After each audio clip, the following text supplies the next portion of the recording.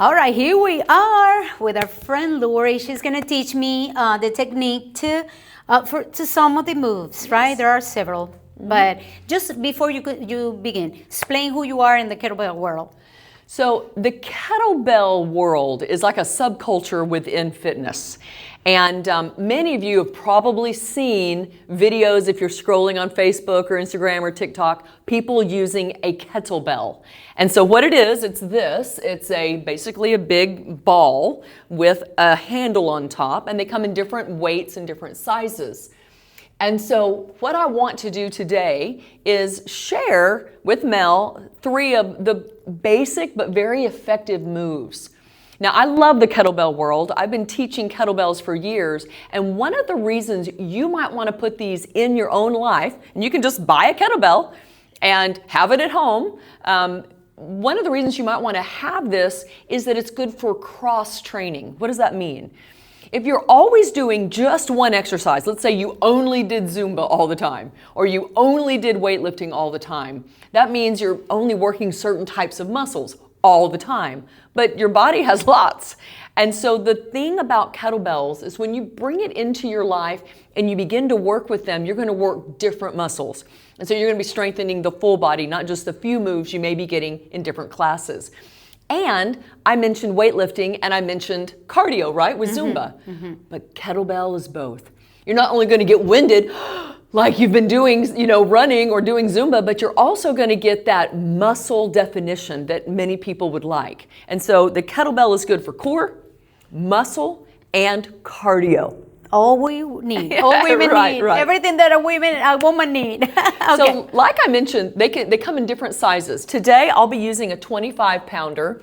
And Mel, because she's a beginner, we always start beginners with a small bell. Mm. I would never ask anybody in a class, or you shouldn't buy some big heavy bell. They come in 5, 10, I put her at 15. I mean, she's fit, so she can handle it. So let's talk about 3 different moves.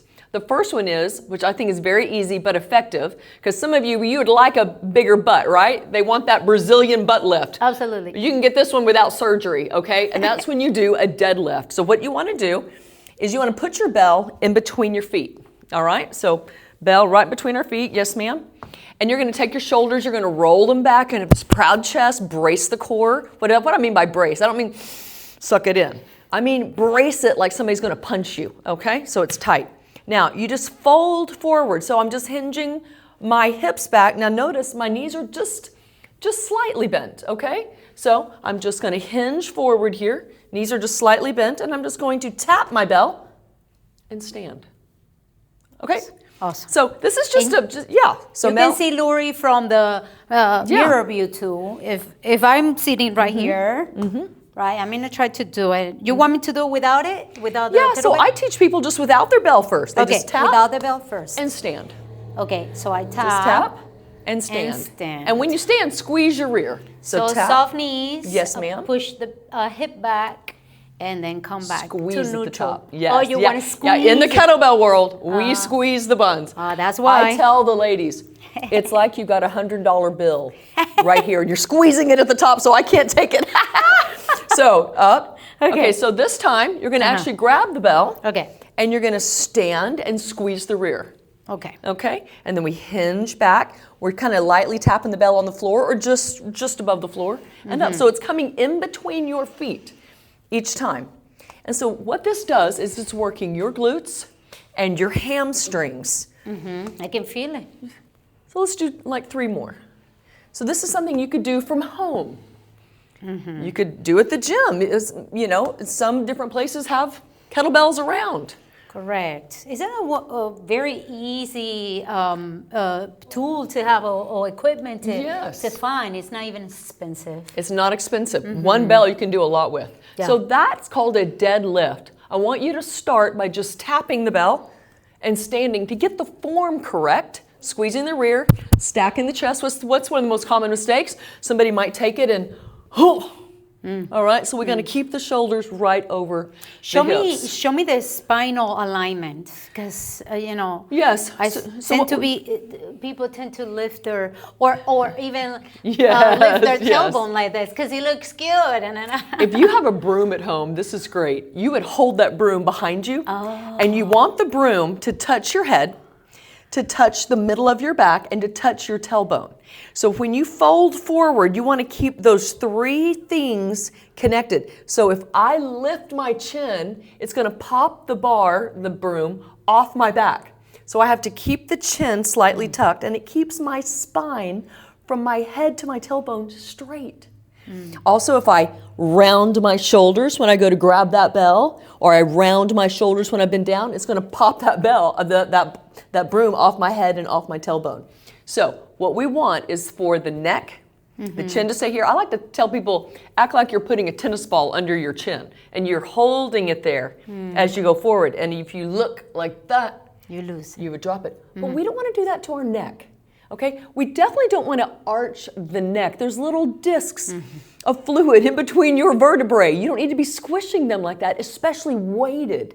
So take care of your neck, your back, and your spine by keeping it straight as you tip and as you stand. And just like Mel said, we don't over-rotate the back or arch the back. Yeah. Arching the back is a very typical one. Yes. You either like round Yes, it yes. or arch it, like lifting the tailbone, like sit bones up, which can be very dangerous also. Correct. Okay, awesome. So try a deadlift. Yes. All right. And then what would you do? You would do 3 sets of 12 to 15.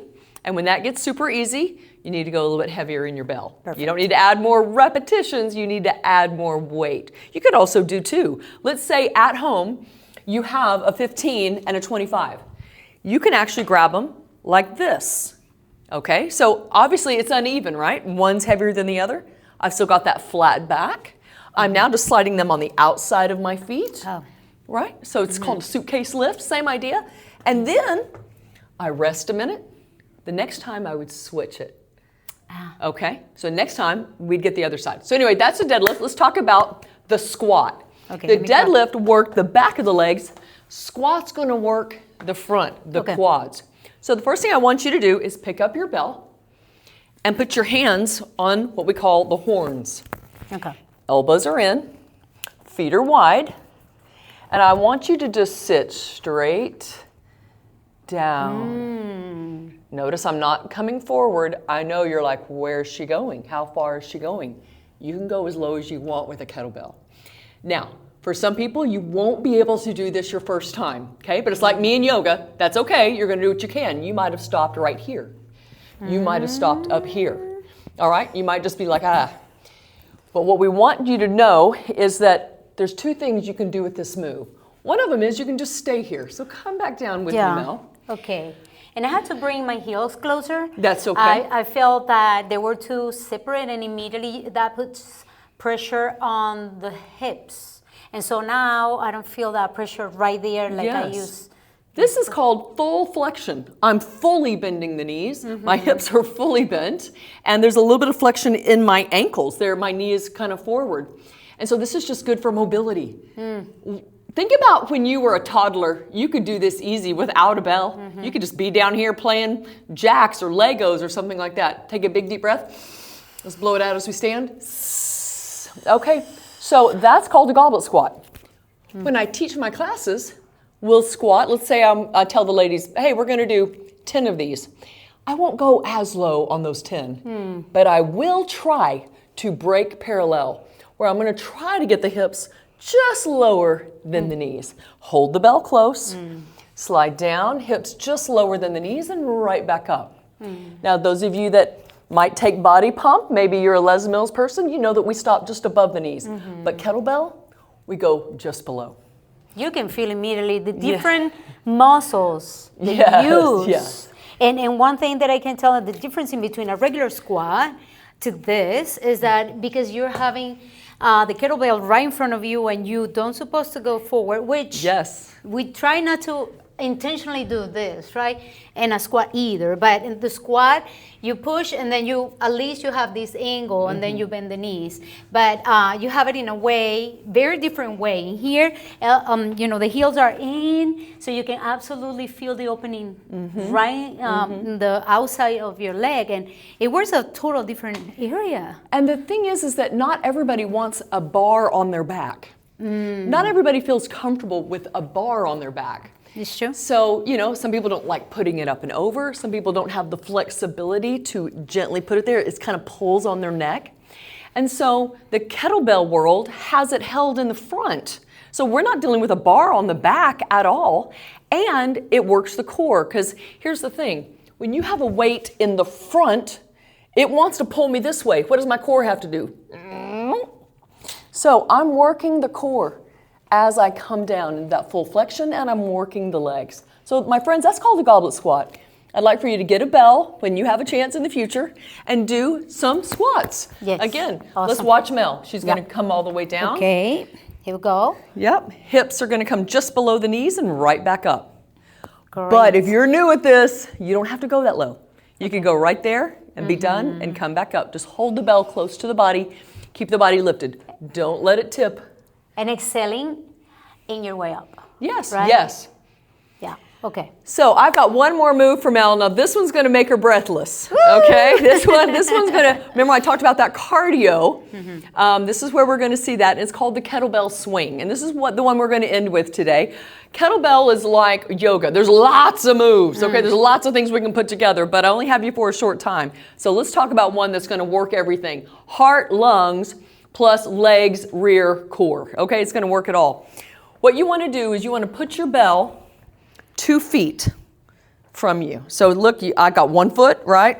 I wear about a size 7. Okay, then another one. This is how far I'm going to stand from the bell. So I widen my feet from here. Very good, my friend.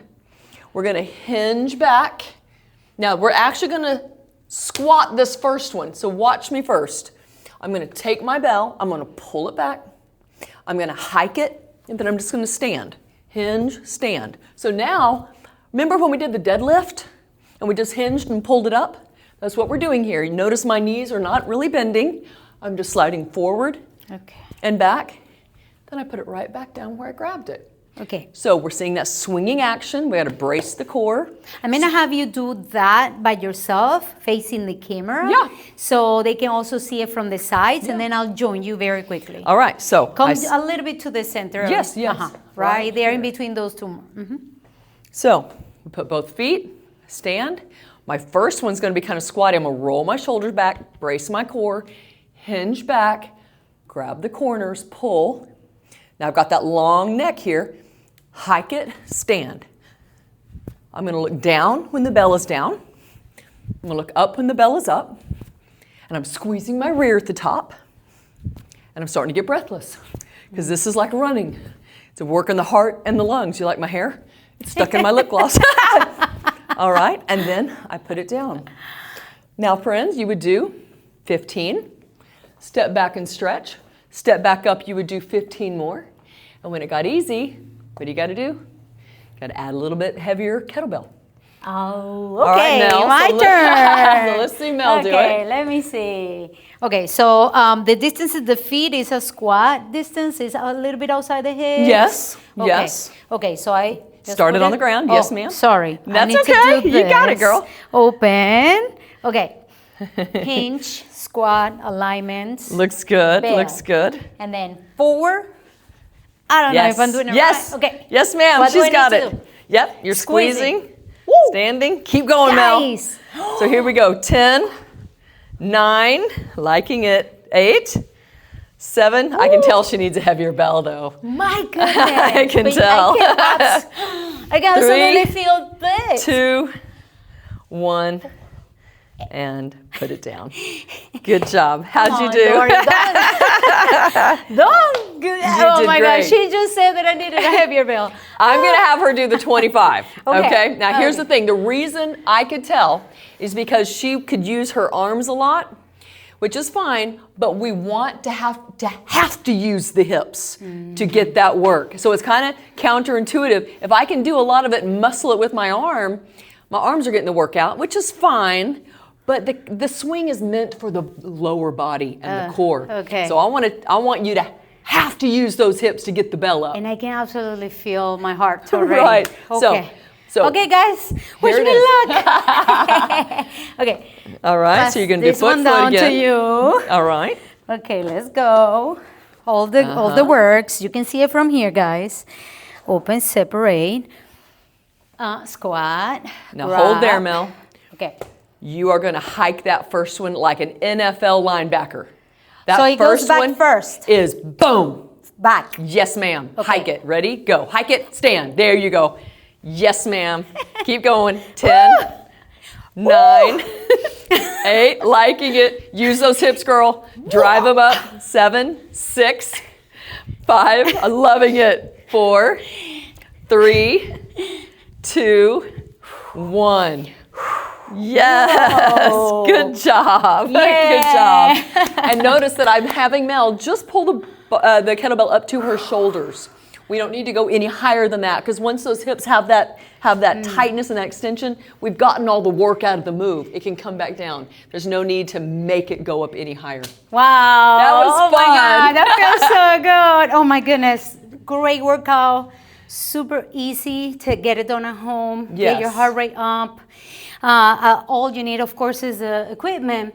But Yes. you can start, Yeah. kind of creating the movement. Absolutely. I can tell that if I don't have the right amount of weight, I mean, I can start. Yes. Yes. But if I don't have the right amount of weight, my body immediately Adjust. overcompensates Yes. things. Yes. So if you were at home, what I want you to do is definitely start with a light bell just for safety, especially when you don't have an instructor right there with you. Mm-hmm. And then what I want you to do is do, let's say, 12 of those deadlifts, 12 of those squats, and 12 swings. Give yourself a break, go back to it, do the circuit again, give yourself a break, go back, do it one more time, and then, maybe move on to something else. And that won't take that long. And then maybe see how you feel the next day. Is everything fine? Do I feel sore? If you're super sore, stay with what you've got. But if you're like, that kind of felt like a waste of time, increase the weight gently over time. awesome. Well, I mean, I'm already out of breath. I'm going to have Lori one day coming and doing a Zumba with me. How about that? I cannot move my hips like that. I try. I will come. I'll try. But Well, how about a hips. yoga class?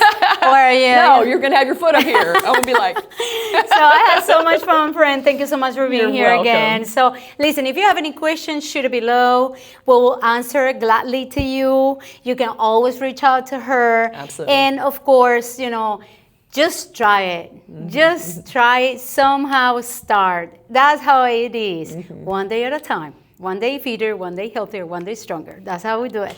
Thank you so much for being here. We love you. Bye, you Take care. guys. See you in the next one. Bye-bye. Bye.